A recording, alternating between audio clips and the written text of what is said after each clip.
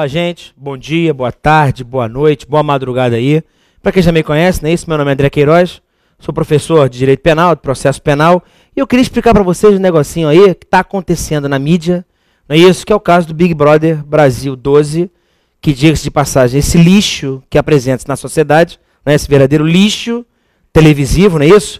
E expor para vocês o que está acontecendo e aquilo que eu acho mais correto para tratar esse tema. O que é, gente? Foi no caso realmente de um participante com uma outra menina e, hipoteticamente, né, isso, vamos ver ainda se isso aconteceu ou não, vamos ver todo o conteúdo probatório, o que aconteceu do estupro de pessoa vulnerável. Artigo 217-A do Código Penal. O que aconteceu, né? Qual é o tema aqui que nós temos que falar? Estupro de vulnerável. O que é uma pessoa vulnerável? De cara, gente. Quando a gente fala de estupro, que você vai no artigo 213, qual é o verbo do estupro, gente? Constranger. Eu posso constranger alguém mediante violência ou grave ameaça. Não foi o caso. Não houve violência, não houve grave ameaça, então não é estupro do artigo 213. Mas quando você vai lá no artigo 217-A, ele trata do que, gente? Do tipo do estupro de vulnerável. Estupro de pessoa vulnerável. Não há constrangimento. Mas eu mantenho conjunção carnal ou ato libidinoso diverso. O que é o ato libidinoso diverso? Qualquer ato onde a pessoa esteja satisfazendo o seu desejo sexual, a sua concupiscência, a sua lascívia, com 3 pessoas. Que é a pessoa menor de 14 anos. Agora, as 2 palavras-chave, gente. A pessoa que é o quê? No 217-A fala o quê, gente? Da pessoa que tem doença mental ou o quê? Desenvolvimento mental incompleto que não tem o quê, gente? O necessário discernimento para consentir. Aqui a questão é se a pessoa tem ou não o discernimento. E que não é o caso da questão. É o que, gente? A pessoa que não pode oferecer resistência.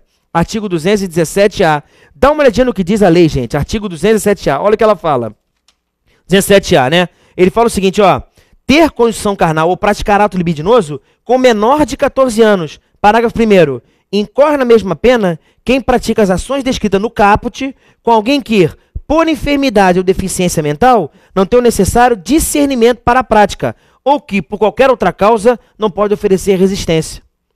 Então, o estupro de vulnerável são 3 pessoas. Menor de 14, a pessoa que não tem discernimento por ser alienada ou deficiente mental, ou a pessoa que não pode oferecer resistência. E, na questão, a pessoa que bebe. Quem bebe e não pode oferecer resistência para aquela o que, gente? Para aquela investida da pessoa nela para satisfazer o seu desejo sexual. Note que para que a pessoa seja vulnerável, necessariamente a pessoa que está satisfazendo o seu desejo, necessariamente não a embriagou. Ela pode ter se realmente embriagado por ela mesma. E foi o caso.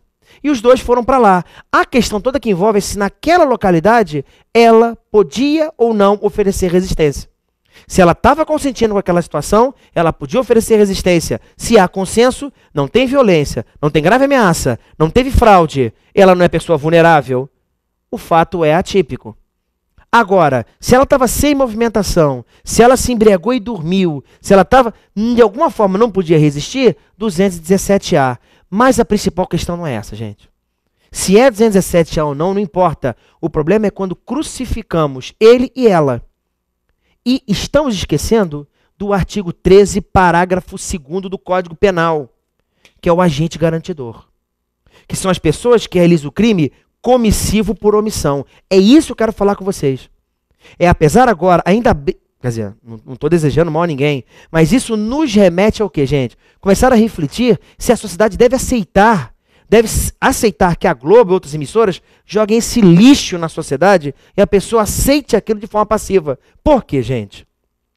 Olha o artigo 3º, agente garantidor. Olha o que fala o artigo 13, parágrafo 2º do Código Penal.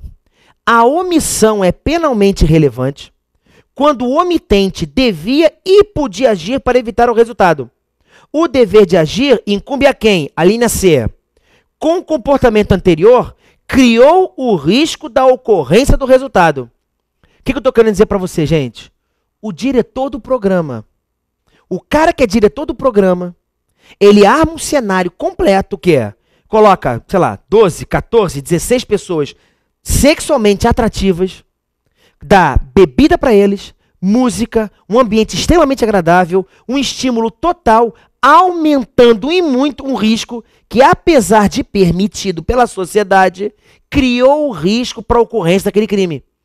O risco é permitido, teoria funcionalista, né? Só é punível se o risco não é permitido. Mas mesmo criando um risco permitido, o diretor do programa, ao ver aquela cena, ele podia evitar a ocorrência do resultado. Ele, com a sua conduta anterior, com o seu comportamento anterior, ele criou um risco para que aquele crime acontecesse.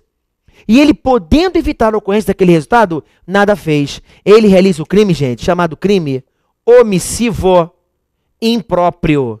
Crimes omissivos impróprios. Ou então crimes comissivos por omissão.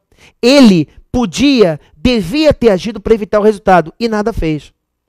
Isso não é hipótese de responsabilidade penal objetiva, porque ou ele agiu com dolo ou ele agiu com culpa. Ali ele viu aquilo. E a preocupação dele qual era? Com uma audiência. Ele se preocupando com a audiência, não se preocupou com aquela menina, se ela estava efetivamente sendo molestada sexualmente, se ela estava sendo abusada sexualmente, se ela estava sendo vítima de um crime de estupro, e preferiu gravar passivamente, inclusive botando isso para quem paga no pay-per-view, não é isso? Porque tem agora, você paga por mês para isso, e nada faz. Criou um risco, apesar de permitido, colocou a pessoa em risco para ser vítima do crime e nada fez.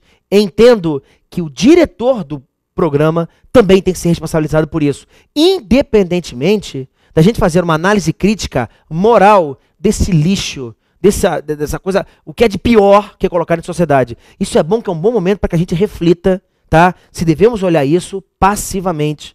Melhor forma, gente, não escolhendo candidatos ruins com voto. Melhor forma de acabar com esse lixo. Não assista esse lixo, tá? Que é apresentado para a sociedade. É a minha opinião sincera, independentemente se está cometendo crime ou não. Um forte abraço, gente, e até a próxima.